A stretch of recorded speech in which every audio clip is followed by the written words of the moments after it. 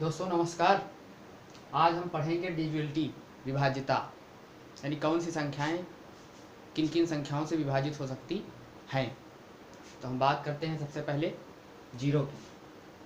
0, 1, 2, 3, 4, 5, 6, 7, 8, 9, 10, 11, 12, 13। Zero कोई संख्या दी गई हो, अगर उस संख्या को जीरो से भाग देना हो, मान लीजिए अंक 2 दिया गया है। अगर 2 से हम इसको भाग देते हैं, 2 से अगर हम इसको भाग देते हैं, जिस संख्या को या जिस संख्या के लिए भाग हम दे रहे हैं, यदि उस संख्या का इकाई अंक 2 से विभाजित हो जाता है तो हम कह सकते हैं कि दी हुई संख्या 2 से विभाज्य है। फिर हम बात करते हैं 2 के गुणज 4 की। फिर बात करेंगे 8 की, यानी 2, 4 और 8। यहाँ पर लिख दिया गया 2, इसकी 2 की पावर हो जाएगी 1। यहाँ लिख दिया गया 4, 2 की पावर यहाँ लिख दिया गया 2। यहाँ लिख दिया गया 8, 2 की पावर 3। यानी जिसकी जितनी पावर उतने उसके डिजिट। यूनिट डिजिट, इसकी पावर 2 है तो यूनिट और 10 डिजिट। इसकी पावर 3 है, यानी 2 की पावर इसमें 3 है 8 वाले में, तो यहाँ पर लिया जाएगा 100 डिजिट तक। तो हम कह सकते हैं कि ये संख्या यदि 4 से विभाज्य होती या है तो हम देखेंगे कि ये यहाँ तक है कि नहीं है। यानी 44 यदि 4 से डिवाइड हो जाता है तो हम मान लेते हैं कि संपूर्ण संख्या 4 से डिवाइड हो जाएगी।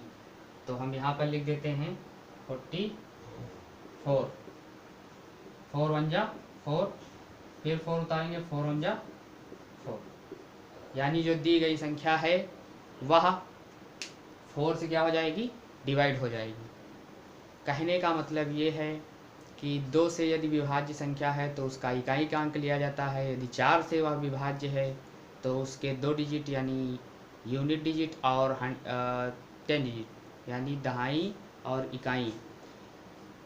फिर 8 के लिए यदि बात करते हैं तो हम ये कह सकते हैं कि इकाई, दहाई और सैकड़ा, इकाई, दहाई और सैकड़ा, इकाई, दहाई और सैकड़ा यदि 8 से विभाजित हो जाते हैं तो हम कह सकते हैं कि जो है वह संख्या 8 से डिवाइड हो जाएगी। मान लीजिए 1 4 4, 1 4 4 भी 8 से डिवाइड हो जाते हैं तो 8 कम कितना हो जाएगा 8, ये बचेगा 6, ये हो जाएगा 4, 8 अठाई होता है 64, 8 अठाई 64 हो जाएगा। यानी जो दी गई संख्या है वह संपूर्ण संख्या 8 से विभाजित हो जाएगी। हम कह सकते हैं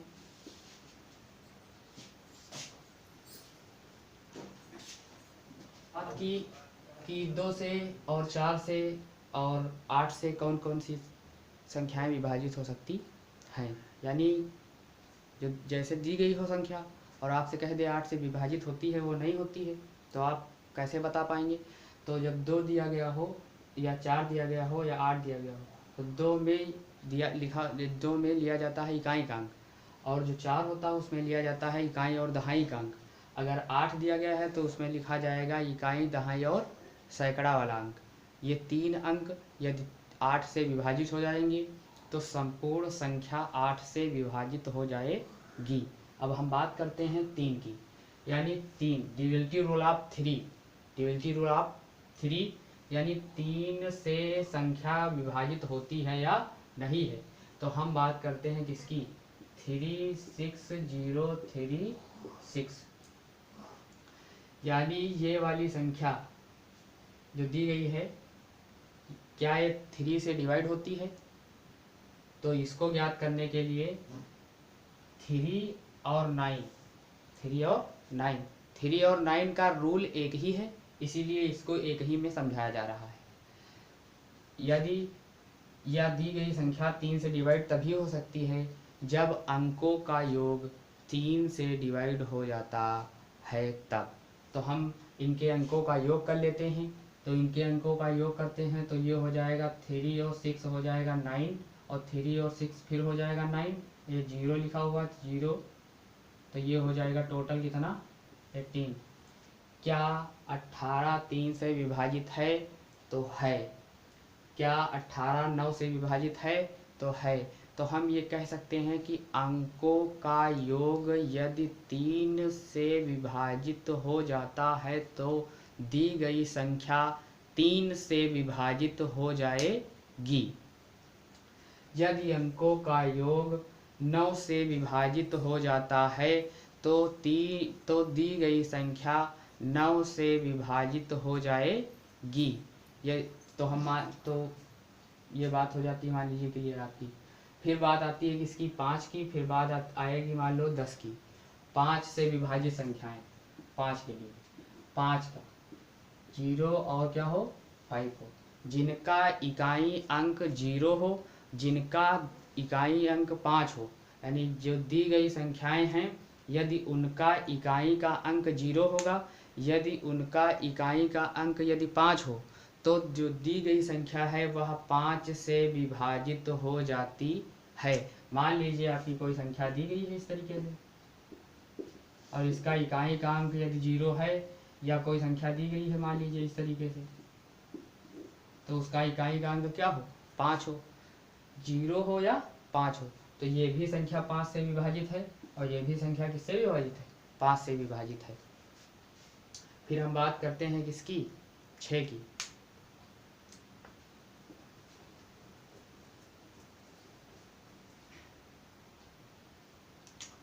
ये आपका 6 है, 6 के लिए यदि 2 और 3 जो संख्या 2 से विभाजित हो और जो संख्या 3 से विभाजित हो, यदि वही संख्या 2 और 3 दोनों से विभाजित है तो दी गई संख्या 6 से भी विभाजित होगी।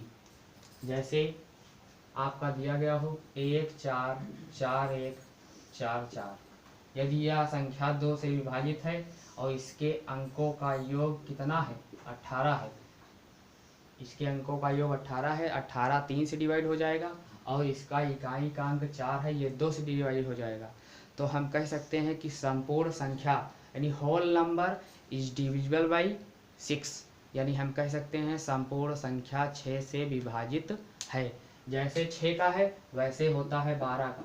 12 के लिए होता है 4 गुणे कितना 3, यानी जो दी गई संख्या हो वो यदि वह 4 से विभाजित है और 3 से दोनों से विभाजित है तो संपूर्ण संख्या यानी दी गई जो संख्या होगी यदि वो 4 और 3 दोनों से विभाजित है तो वह जो है 12 से भी विभाजित होगी। फिर हम बात करते हैं किसकी, ये 5 भी हो गया आपका और ये 6 भी हो गया। बात करते हैं किसकी 7 की।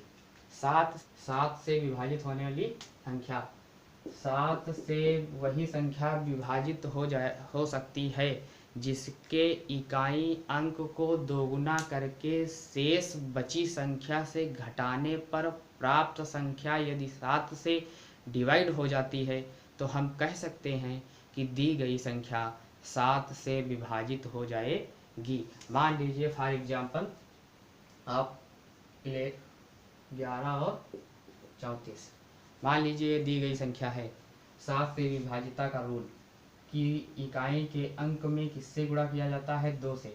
2 से गुणा किया गया तो हो गया 4 दूनी कितना 8, अब यहाँ बचा हुआ है इतना, माइनस इसमें करेंगे 8 तो बताओ कितना बचेगा, यहाँ पर हो जाएगा 105 यानी 105। फिर 105 क्या 7 से विभाजित है तो है, 15 से व्यंजक होता है 105 यानी 115 सत्ते 105, यानी दी गई संख्या 7 से क्या हो सकती है विभाजित हो सकती है, या आप मान सकते हैं। इसी प्रकार अगले उदाहरण, ये एग्जाम्पल मान लीजिए आपका पहला है, इसी प्रकार आप कर लीजिए। फिर आपकी बात आती है किसकी 11 की। फिर आपकी बात किसकी आती है 11 की।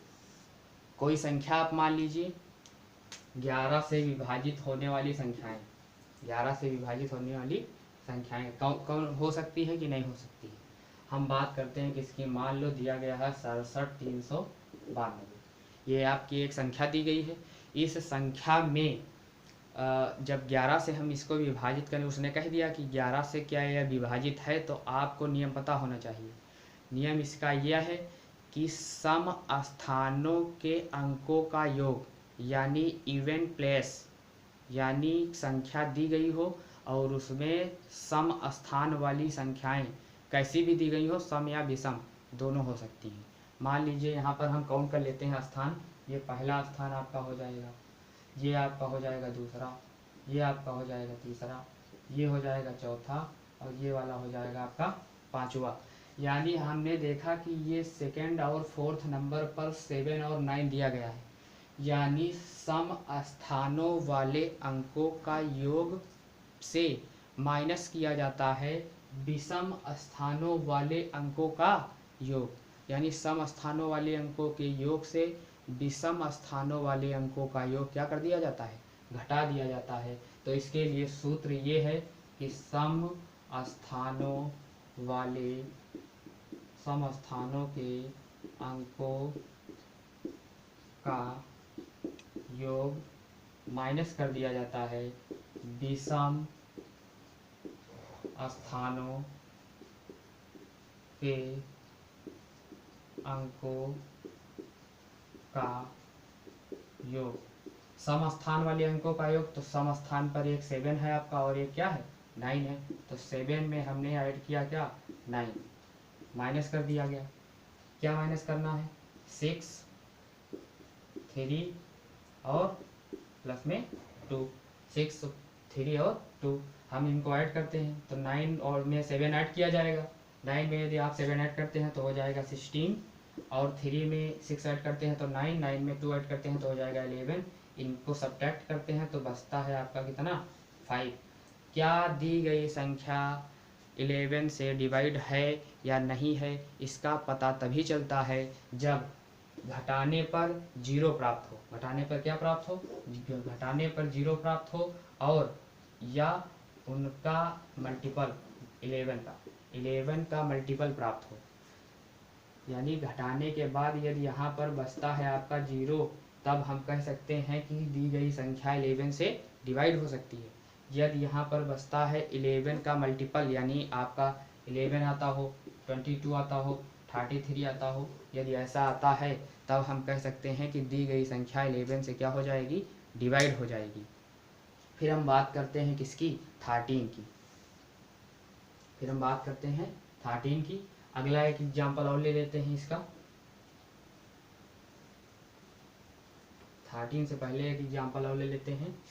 मान लीजिए दिया गया है 28, 6, 7 और 7।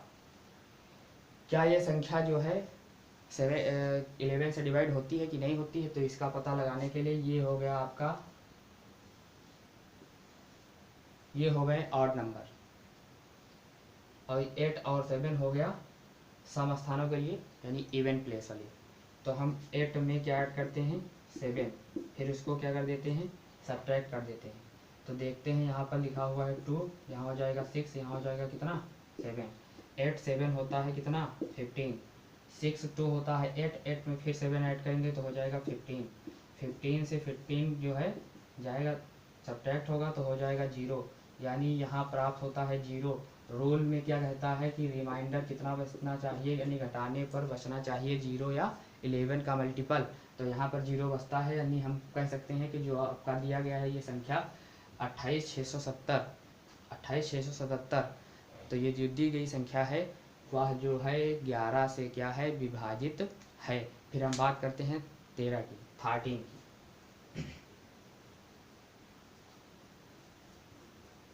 13